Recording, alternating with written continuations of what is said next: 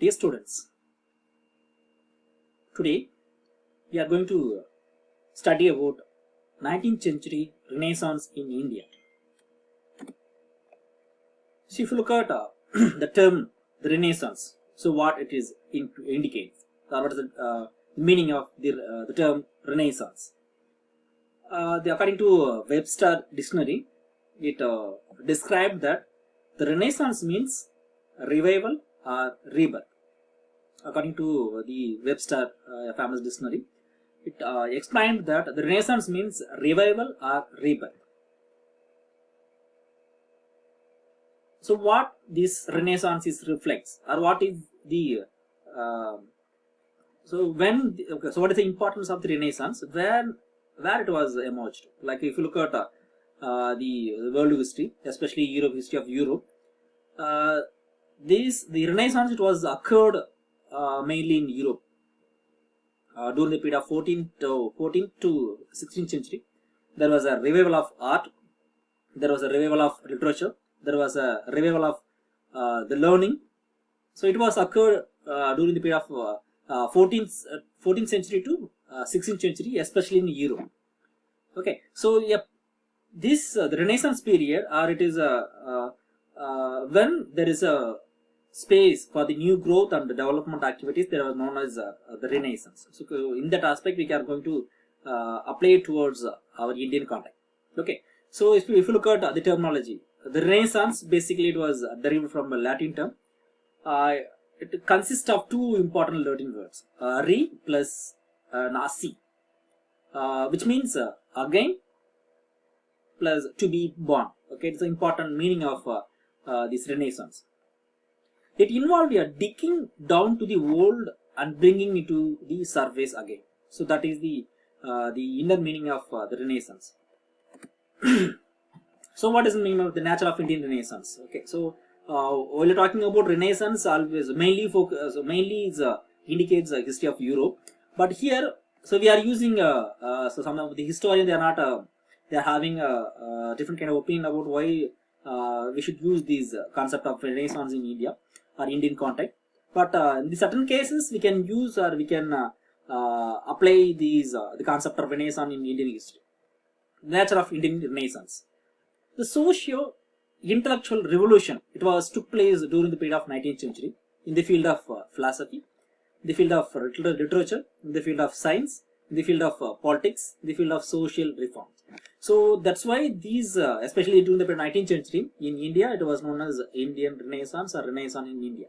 Okay, so the important part of this Renaissance is mainly reforming the Hinduism. Why? So we are using these. Why there is a need for reforming the Hinduism means so Hinduism consists of several evil practices, several inhuman practices. Like it is not giving the women rights. It's not giving equality. It's not emphasizing the social equality. So that's why there is a need necessary for reforming the Hindu practices or Hindu customs. Okay. So the use of the Renaissance in Indian history is slightly problematic as in European history. So as we have discussed, as I said earlier, in Indian context, it especially the Renaissance, it indicated that the rediscovering the rationalism. So the rationalism, like the intellectual aspects, how the social reformer they have applied the intellectual thoughts towards the Hinduism or the social what you call the reforming the society, how they have used the intellectual mind. Okay, so within the past. Okay, so they have used the past culture as to revive or to glorify or to verify our classical. So we are having this large number of positive aspects in the Indian traditions. So the reformers they have focused on our classical traditions. The Renaissance in India is not like a Renaissance in Europe. So as we have, okay, so that's why we are not using this term in Indian history. But sometimes we can for glorifying or for projecting or for explaining the 19th century. So in certain cases we can accept the concept of Renaissance is applicable to our history of India. The definition of Renaissance is different from the history of Europe and the history of India. So while Renaissance in India means like the revival of classical traditions or classical text or classical literature, it is like the revival of the past. So how the social reformer, the civil reformer, they have tried to find out the positive aspect, or try to find out the glory of our Indian past. In Indian Renaissance, the emphasis on cultural changes, which include society and religion. So it is a new awakening. So for the Renaissance concept, or for the new awakening, the introduction of the Western education, the advent of the Western education, or the introduction of the Western education, the major role, because of the Western education or because of the Western culture, the Indian Renaissance was came out. Okay, so after the influence of Western ideas, the Indians were explored several scientific thought, new discoveries, and free thinking in our classical tradition.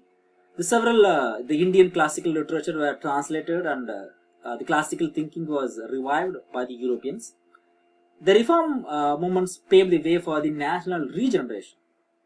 Okay, especially the reform movements, the social reform movements in the 19th century. It's played a major role for the constructing the social order of history of modern India.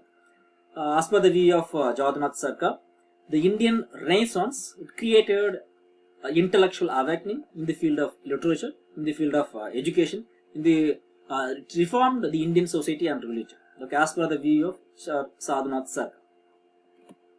So you look at the view of Aurobindo Ghosh. So in his works called The Renaissance in India, it's an important work, or important book of Aurobindo Ghosh. In his work, he pointed out that the 19th century India was imitated European ideas and forgot her own achievement in the past. Okay, so this is kind of criticism against why we are not having why we should support the English education. So before the advent of English education, we are having our own the glory. We are having own education system. We are having we are having our own achievement. Okay, so that's why he was trying to find out the achievement of our past. So he emphasized on the recovery of the spiritual traditions and heritage of the past. It's mainly okay. So he converted from the active nationalist to the what you call the religious aspects.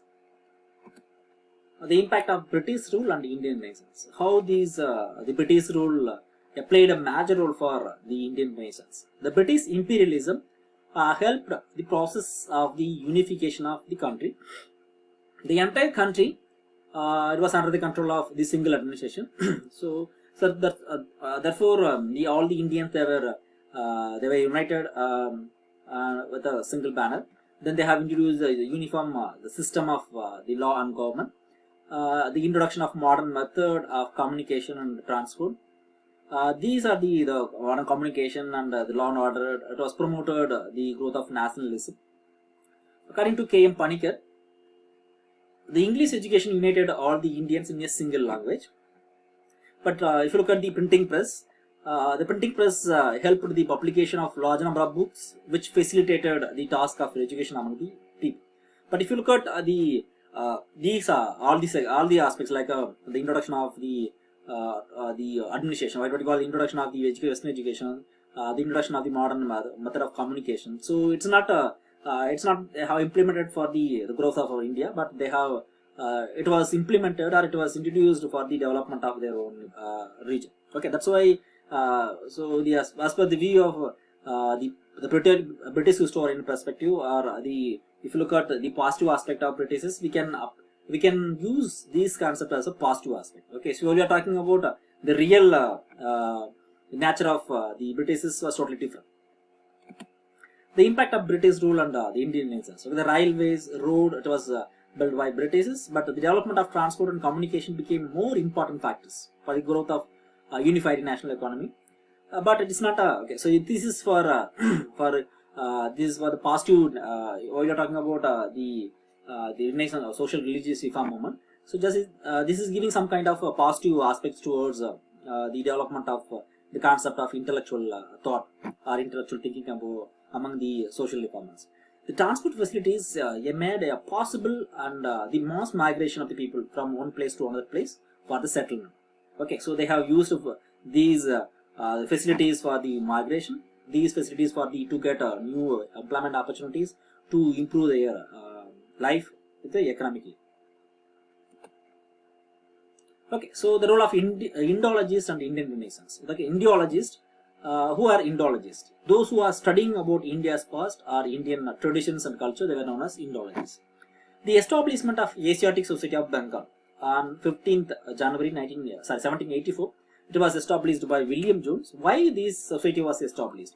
To translate the large number of Indian classical literature. So why these Britishers they wanted to translate these the classical literature? Okay, there was a intention, there was a situation to know understand about the Indian the classical past. So that's why they because of the if you are understanding about the Indians, they can rule according to their wish, or so they can understand the what do you call the nature of the people. Okay, that's why the Britishers, some of the person they have used they have transformed, they have translated several Indian literature to English. So the William Jones, who translated the Kalidas Saguntalam in 1789, Jayadev's Geeta Govindam and Manusmriti in 1794. The Kalidasa, the William Jones, he translated Saguntalam, Geeta Govindam and Manusmriti. Charles Wilkinson, he translated Bhagavad Gita in 1785. H.S. Wilson, who translated Vishnu Purana and Rig Veda. Okay, so especially the James Spencer, who deciphered the Ashoka Brahmi script in 1837. Then the contribution of Alexander Cunningham, who was the pioneer in the field of studying about Indian architecture, studying about the archaeological vestiges of India. Then we are having a more important the British historian called V.A. Smith, who initiated the writings of history of India. If you look at the works of the Indologists, who revealed the glory and greatness of India's past towards the modern community, to realize about the classical traditions or classical the value. Okay, so these are the things the important aspect of the Indian Renaissance, how this Indian Renaissance was developed in the especially the 19th century. Yes, thank you all.